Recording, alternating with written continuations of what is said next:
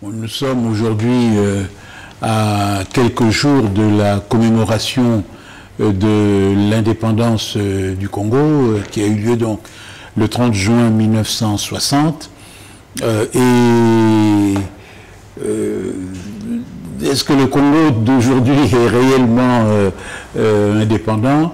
Bon, moi je pense qu'il y a deux choses qu'il faut distinguer.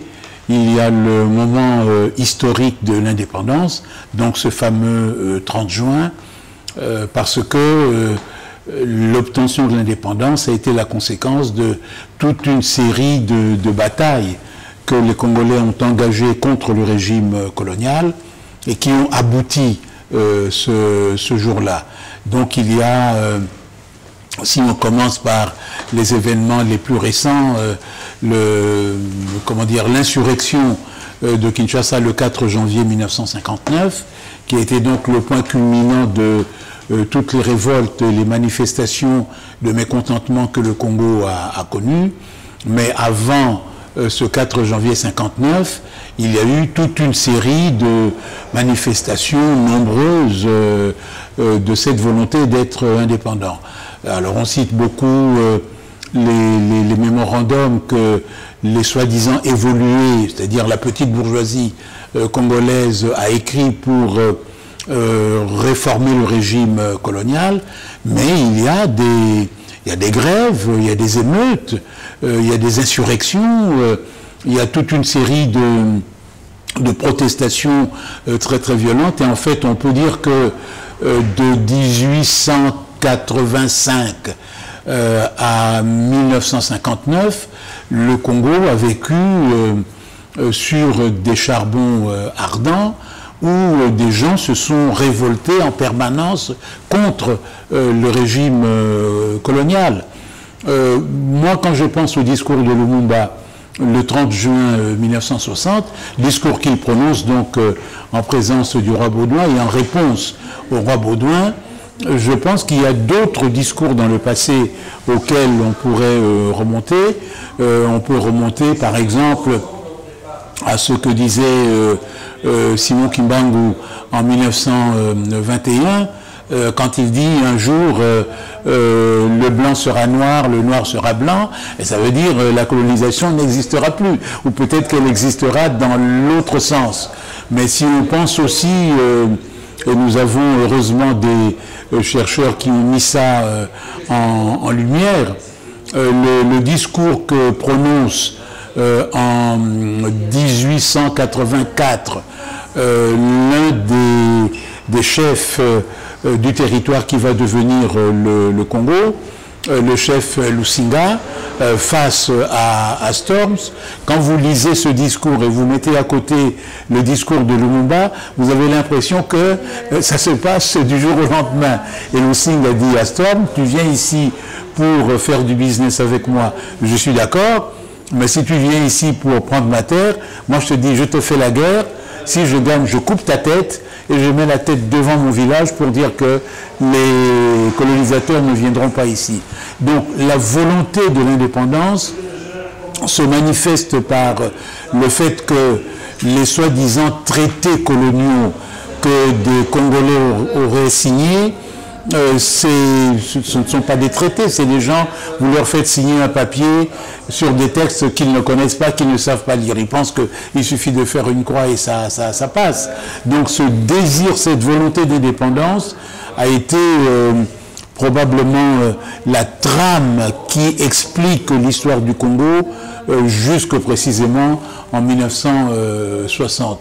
Je pense qu'il y a très peu d'habitants du Congo qui aient accepté la colonisation, probablement un certain nombre de chefs, ceux qu'on disait médaillés, peut-être aussi quelques fonctionnaires, peut-être aussi dans les années 50, le groupe dit des évolués, et le fait même qu'ils aient accepté qu'on les appelle évolués, montrait qu'ils étaient dans le système colonial, parce qu'ils acceptaient qu'on les considère comme étant en train d'évoluer, entre guillemets, de la situation de la barbarie à la situation de la civilisation. Donc cette volonté d'indépendance a abouti au 30 juin 1960, qui est un jour extrêmement important, parce que les Belges du Congo et ceux de Belgique ne pensaient pas que ça viendrait un jour, et que certainement ça ne viendrait pas aussi rapidement. Donc nous la fêtons, moi je la fête toujours, même si on peut se poser des questions sur la nature de l'indépendance du Congo aujourd'hui et sur le degré d'indépendance du Congo.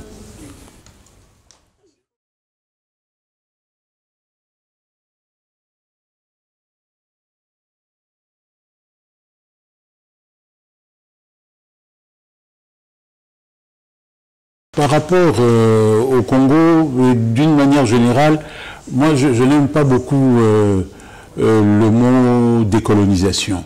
Et c'est vrai qu'au moment où le processus de décolonisation se faisait, donc dans les années 50 et au début des années 60, les Congolais parlaient d'indépendance. Donc ça posait la question de savoir qui était l'artisan de ce processus-là. Dire décolonisation, ça laisse encore une marge de manœuvre importante aux autorités coloniales qui décolonisent, alors que pour les Congolais, c'est pas de ça qu'ils parlaient. Ils parlaient d'indépendance, c'est-à-dire une initiative qui venait de l'intérieur, avec des forces sociales, culturelles, politiques de l'intérieur, et qui donc arrache aux colonisateurs l'indépendance. On ne décolonise pas, on devient indépendant. Alors seulement dans le cas du Congo, il y a d'une part le fait que les colonisateurs ne s'attendaient pas à ce processus-là, à ce moment-là, et donc ils ont eu tendance à récupérer le processus pour dire c'est nous qui avons colonisé, c'est nous qui décolonisons. Donc c'est le sens du discours du roi Baudouin qui commence à dire que c'est son aïeul qui est venu au Congo, qui a colonisé, et bien lui il vient pour décoloniser. En fait, le discours de l'indépendance, c'est le discours que Lumumba prononce le 30 juin 1960, en disant nous étions en fait en servitude et nous nous sommes battus pour devenir indépendants. Mais ce que moi je ressens, c'est que cette indépendance a très vite capoté, parce que on a neutralisé Lumumba, on c'est une partie de l'élite politique congolaise, on c'est aussi l'ancienne puissance coloniale, d'autres puissances qui étaient intéressés au Congo, les États-Unis, la France et d'autres, des services spéciaux, des barbouzes d'un peu partout, qui ont réussi donc ce travail extraordinaire d'isoler Lumumba au sein de la classe politique, de le diaboliser et d'organiser donc le scénario macabre de sa destitution, de son arrestation et de son assassinat au Katanga. Ce qui fait que la question de savoir si le Congo est indépendant aujourd'hui, c'est une vraie question, parce que qu'est-ce que c'est que ce pays indépendant dont aujourd'hui les ressorts économiques sont exactement de la même nature que ce qu'ils étaient au moment de la colonisation. Le Congo vit de matières premières dont il ne contrôle pas du tout l'exploitation. Qu'est-ce qu'on exploite, combien on exploite, dans quelles conditions on exploite, comment sont traités les travailleurs, où passent les revenus. Donc tout cela est un vrai problème.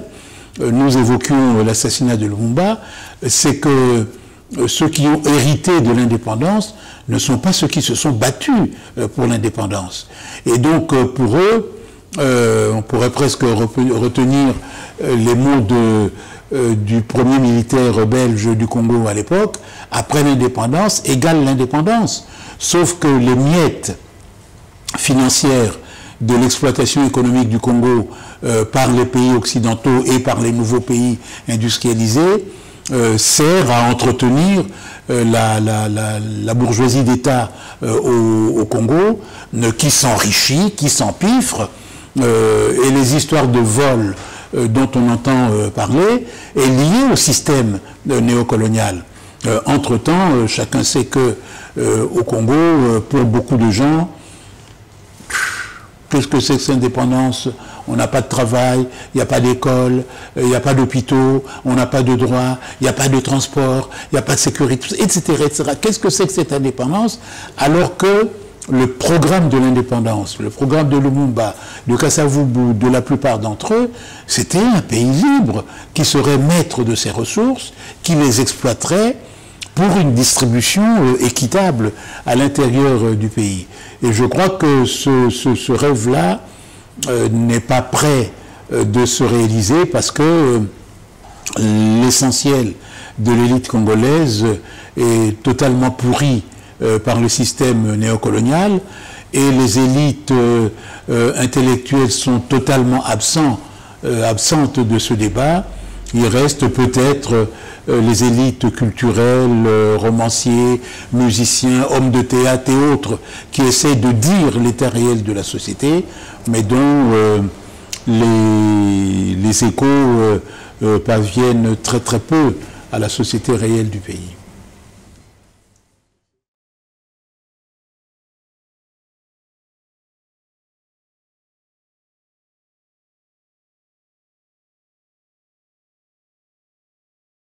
Nous étions des ados à la fin de la colonisation et toutes ces statues étaient une sorte de choc en permanence.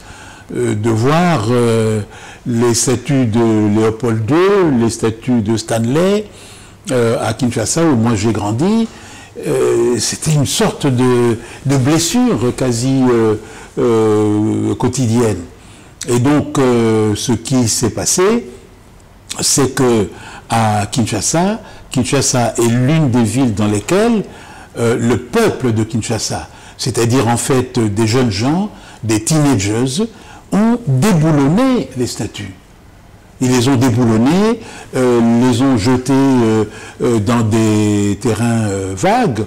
Moi, quand j'ai visité le Congo pour un film que je faisais sur Léopold II, à la fin des années 90, on a trouvé la statue de Léopold II sur un terrain vague où des gamins jouaient au foot. On leur a demandé à quoi ça sert cette statue. Ils nous expliquent que quand nous avons envie de faire pipi, c'est sur lui que nous venons faire pipi. Donc, je veux dire, nous avons fait ce travail. Mais il se trouve que une partie de l'opinion congolaise, poussée probablement ou pris dans les réseaux du néocolonialisme, a accepté de rétablir ces statues, pas dans leur position de l'époque coloniale, mais de les mettre dans des endroits en quelque sorte plus fréquentables, les musées et autres, sans se poser la question de ce que ces personnes représentent dans la colonisation du Congo. Et donc, est-ce que nous pouvons aujourd'hui avoir à Kinshasa notamment, même si c'est dans un musée, la statue de Léopold II, alors que dès 1891, que dis-je, dès 1884, il y a eu les massacres au Congo. En 1891, il y a un autre massacre au Katanga avec Msiri. La même année 1891, un noir américain combattant de la liberté aux États-Unis, qui pensait que Léopold II était un brave type, est venu voir Léopold II pour lui dire ce que vous faites, eh bien, il part au Congo, il voit ce qui se passe au Congo. Il écrit à Léopold II, la lettre est connue de tout le monde, elle est connue de tout le monde, en disant, Sir, what you are doing in the so-called free state of the Congo is a crime against humanity. Sire, ce que vous faites au Congo, ce que vous et vos gens faites au Congo est un crime contre l'humanité. Le Congo est le premier pays où cette notion de crime against humanity a été utilisée pour la première fois. Et nous trouvons le moyen de remettre ça en place. Pourquoi il n'y aurait pas, moi je cherche à Kinshasa les statues de Msiri, ça n'y est pas. Je cherche à Kinshasa les statues de Kimpavita, des héros de la lutte pour l'indépendance depuis le moment de l'ouverture au Portugal, ça n'y est pas. Donc, je veux dire, il y a un travail de nettoyage, d'épuration qui doit être fait. On n'effacera pas l'histoire du Congo telle qu'elle a été, mais je pense qu'il y a des symboles qui ne devraient plus figurer au Congo. Qu'on prenne des photos pour les montrer aux enfants, mais je trouve que ces kilos de métal pourraient être refondus et utilisés pour un meilleur usage. Depuis quelques semaines, la persistance des crimes racistes liés ou à la traite négrière, ou à l'esclavage, ou à la colonisation, ces crimes sont redevenus des sujets d'actualité parce qu'on se rend compte que l'histoire très douloureuse que les Africains ont vécue continue de produire des effets aujourd'hui. Donc aux États-Unis, soi-disant la puissance démocratique la plus importante du monde, le fait d'être d'origine africaine, d'être noir, peut faire que vous soyez assassiné par des forces de l'ordre censées représenter la justice. Donc, cette chose qui s'est passée aux États-Unis a montré que le passé colonial, le passé de l'esclavage, le passé de la traite esclavagiste, c'est un passé qui n'est pas encore passé. Parce que, d'une part, ces symboles restent, et d'autre part, les discriminations, les dénis d'égalité et autres se poursuivent dans les différents pays. Donc c'est le cas d'un pays comme la France, c'est le cas d'un pays comme l'Angleterre, c'est le cas d'un pays comme la Belgique. Bref, tous les pays qui ont colonisé ont encore des problèmes de gestion à la fois de leur passé, à la fois de leur mémoire, et aussi aujourd'hui de la présence sur leur territoire de citoyens qui sont là, qui sont arrivés là dans des conditions très diverses, qui, en raison de la couleur de la peau ou en raison de leur origine, peuvent faire l'objet de crimes. Donc, de voir que dans une ville comme Bristol, il y a en bonne place la statue de l'un des négriers esclavagistes les plus importants de l'histoire d'Angleterre, ça ne peut pas s'accepter. De voir que, en Belgique, dans les lieux les plus visibles, il y a des statues de personnes, il y a des noms de rues, des noms de squares, des photographies qui représentent des gens pour qui, comment dire, l'histoire telle que nous la faisons, c'est-à-dire la restitution des faits, a montré qu'ils étaient des criminels, ça ne peut pas s'accepter. Et je trouve tout à fait normal que les gens posent la question de cette présence. En France où je vis, la question est encore peut-être plus brûlante. On apprend aux gamins des écoles que le XVIIe siècle, le siècle de Louis XIV, est un grand siècle. C'est le plus grand siècle négrier de l'histoire de France. Et donc Louis XIV, son principal ministre, Colbert, est celui qui a écrit le Code noir, dans lequel les noirs, noirs veut dire esclaves, sont définis comme des objets. Et on pourrait ajouter, parce qu'on irait trop loin dans ça, l'argent qui a servi à construire le château de Versailles, toutes ces choses-là, ça vient de la traite. Donc, si vous partez de la Suède jusqu'au Portugal, toute l'Europe a été mêlée là-dedans. Et moi, je ferai simplement une exception, qui est quand même intéressante. le seul pays, enfin le principal pays où il n'y a pas cette chose-là, c'est la Russie. La Russie a été liée à la traite par le biais de l'Empire ottoman et de la Turquie actuelle, mais les Africains qui arrivaient en Russie, quand ils avaient des talents, des savoir-faire, ben, ils faisaient des trucs. Et donc, l'un d'entre eux est devenu, comment dire, le bras droit du tsar Pierre le Grand. Il est devenu général, donc on l'appelle Hannibal Petrovitch. Donc les Russes ont la connaissance du passé plus longue que beaucoup d'Occidentaux. On lui a donné donc le nom d'Hannibal. Hannibal qui était donc un Carthaginois, on dirait aujourd'hui un Nord-Africain, qui a combattu contre les Romains, qui les a battus plusieurs fois, et on ajoute Petrovitch. Donc Hannibal, fils de Pierre, sous-entendu Pierre le Grand. C'est le plus grand général de l'histoire de la Russie. Et l'un de ses descendants, je crois petit-fils, c'est le poète Pouchkine. Donc on ne peut pas dire c'est l'histoire, laissons ça comme ça, parce que l'histoire on peut la revoir, on peut la revisiter. Nous connaissons aujourd'hui cette histoire mieux que les gens d'autrefois. Nous n'avons pas à rendre compte de cela, mais nous pouvons demander que, comment dire, reconnaissance des crimes soit faite et que on nettoie. La statue de Colbert, la statue de Léopold II, on peut mettre ça dans un jardin, je ne sais pas dans quelle petite ville de Belgique, s'ils y tiennent, mais pas à Bruxelles. Et on s'étonne d'ailleurs que Bruxelles, la capitale de l'Union européenne, voit passer des Européens, défenseurs soi-disant des droits de l'homme, connaisseurs de leur histoire, à qui ça ne fait rien de voir cette statue. C'est un scandale. Vous dites que vous défendez les droits de l'homme, et vous acceptez que ces statues-là soient au cœur de Bruxelles. Mais de qui on se moque?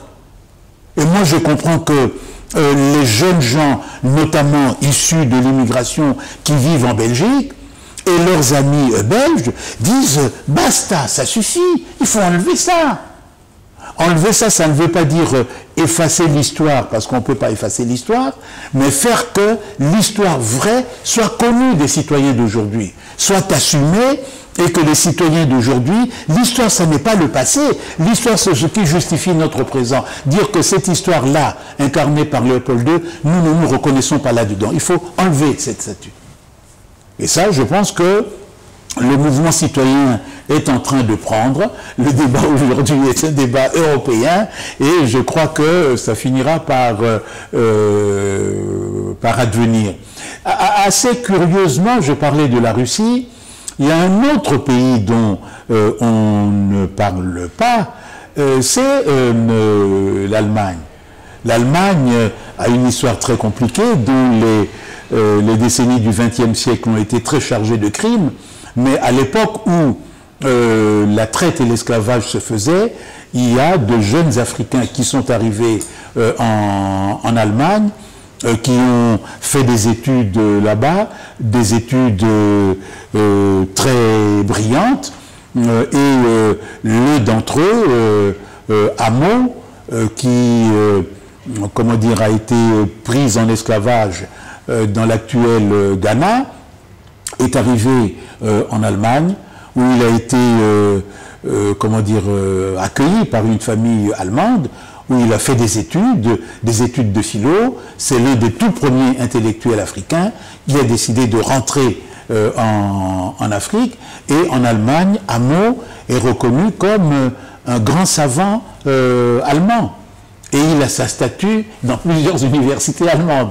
Donc, entre des statues, moi je préfère des statues d'Amo aux statues de Léopold II. Et je pense que les Belges pourraient avoir aussi, dans les villes belges, quelques statues de Congolais en reconnaissance des crimes qu'ils ont commis.